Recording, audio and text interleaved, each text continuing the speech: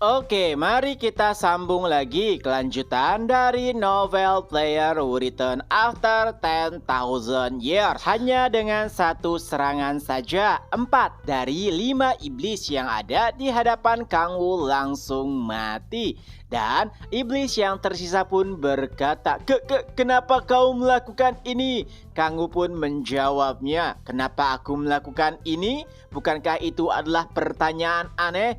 Iblis saling membunuh satu sama lain. Walau begitu, iblis bawaan Lucifer berkata dari awal mereka tidak ingin berperang melawan Satan, dan Kang Wu malah mengejek mereka sebagai iblis yang lemah, sama seperti tuannya yang cacat.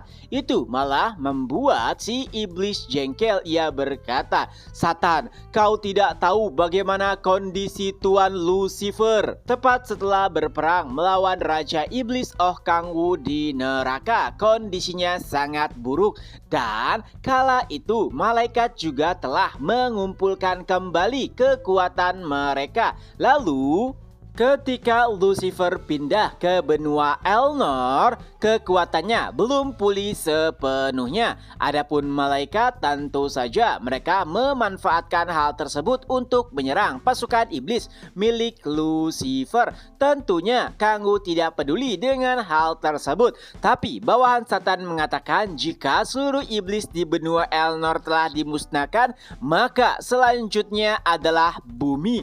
Jadi lebih baik mereka bergandengan tangan dan melawan musuh yang sama. Tapi sepertinya Kang Wu tidak peduli. Ia berkata dirinya telah mengalahkan Raja Iblis dan memiliki lautan energi iblis. Jadi malaikat bukanlah masalahnya. Sebenarnya itu hanyalah provokasi agar Lucifer datang ke bumi dan Kang Wu bisa mengambil jiwanya. Ya, Kang Wu sengaja menyisakan satu iblis untuk menceritakan apa yang tengah terjadi saat mereka mengirimkan perwakilan.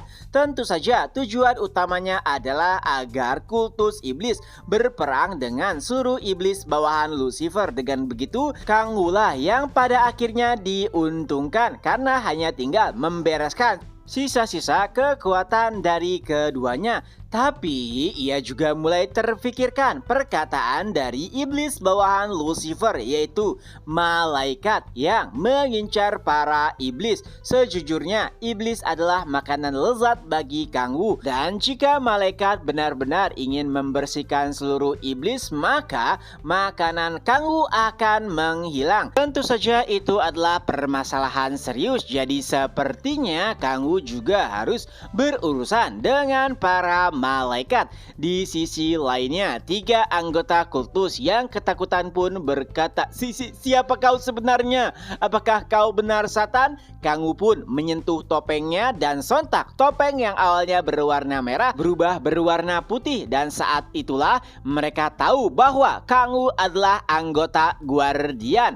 Kang Wu pun berkata, "Sekarang jawab pertanyaanku." Seorang pun berkata, "Untuk apa kami menanggapi pertanyaan dari bawahan Gaia?" Tapi belum selesai ia menyampaikan kata-katanya, Kang Wu pun langsung membunuhnya. Lalu ia kembali berkata, "Sepertinya satu orang saja cukup untuk menjawab pertanyaanku.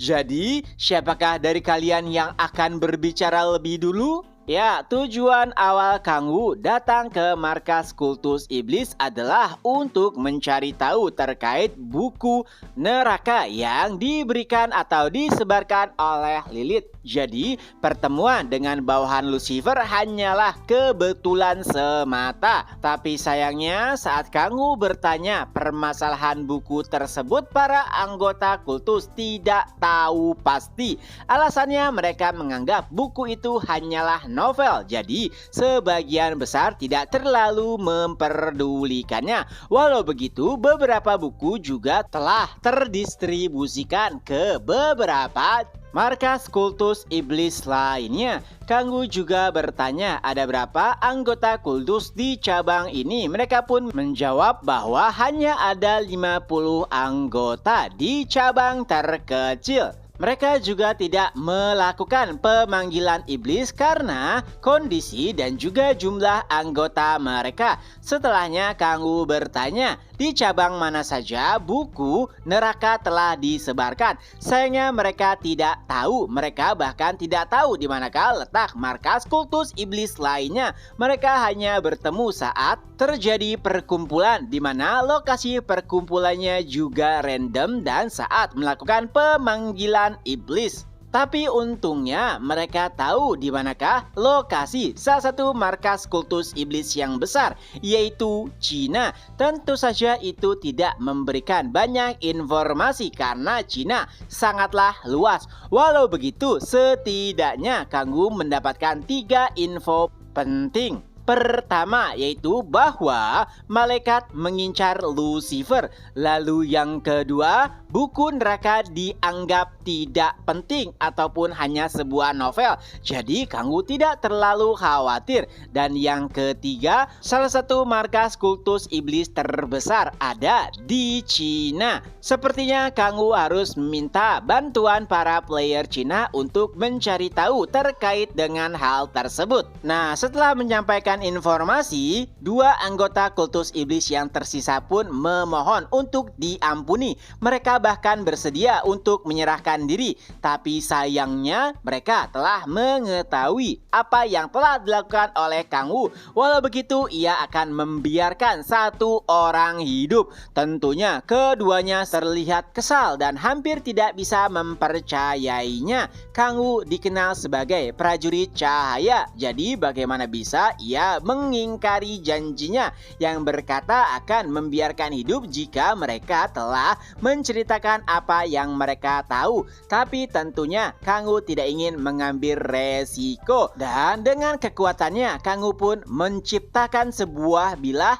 lalu melemparkannya dan berkata, "Aku akan membiarkan salah satu dari kalian hidup, jadi buktikan diri kalian sendiri." Ya, mereka harus saling membunuh agar Kang Wu mengampuni nyawa mereka. Dan siapapun yang bertahan hidup, Kang Wu akan memanfaatkannya untuk menjalankan rencana berikutnya. Beberapa saat setelahnya, sebuah ledakan demi ledakan pun mulai terjadi di markas kultus iblis tersebut. Tentu saja anggota kultus yang menyadarinya terlihat panik dan bertanya satu sama lain, apa yang sebenarnya terjadi? Apakah ini ulah iblis-iblis tersebut? Ya, sebelumnya mereka kedatangan tamu, yaitu para iblis. Tentunya mereka tahu mereka bukanlah iblis yang dipanggil oleh kultus iblis karena cara mereka muncul sangatlah berbeda. Dan saat anggota kultus mulai bertanya-tanya, pimpinan mereka pun keluar dari sebuah ruangan dengan penuh luka.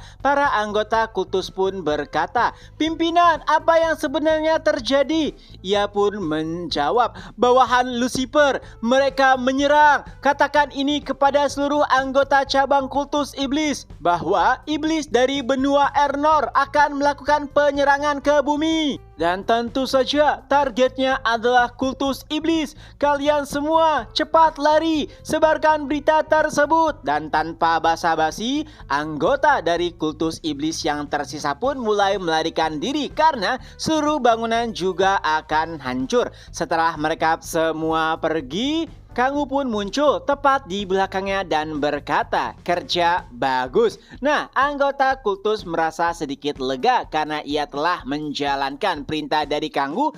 Setidaknya ia bisa selamat. Lalu ia pun berkata, "Karena sudah selesai, sekarang tolong bawa aku pergi juga." Lalu Kang Wu menjawab, "Bawa kau pergi? Untuk apa aku melakukannya?" Si anggota iblis pun menanggapinya, "Bukankah kau akan membiarkan aku hidup?" Kang Wu pun menjawab, "Aku tidak pernah mengatakan hal tersebut. Yang aku katakan adalah aku akan membiarkanmu hidup, bukan menolongmu untuk bisa hidup. Jadi selamat berjuang." Kamu pun meninggalkan pria tersebut. Tentu saja itu membuat si anggota kultus merasa kesal. Untungnya ia masih punya cara terakhir. Ia pun mengeluarkan batu iblis dari sakunya. Ya, itu adalah satu-satunya cara untuk dirinya bertahan hidup, yaitu memakan batu iblis dan menjadi iblis. Tapi tiba-tiba Kang Wu muncul dari belakangnya dan berkata, "Oh, jadi ini adalah kartu terakhirmu." Kang Wu pun mengambilnya. Ia berkata, "Aku bertanya-tanya, apakah kau memiliki rencana lainnya?" Ternyata ya, aku akan menyimpan batu ini. Jadi terima kasih, dan Kang Wu kini benar-benar menghilang. Wajah putus asa, kesal, dan juga marah terlihat jelas di wajah anggota kultus iblis tersebut. Dan setelahnya seluruh markas pun meledak. Chapter pun berakhir. Nah, itulah kelanjutan dari novel Player Who Return After 10,000 Years. Semoga terhibur. Ketemu lagi di next video. Bye-bye.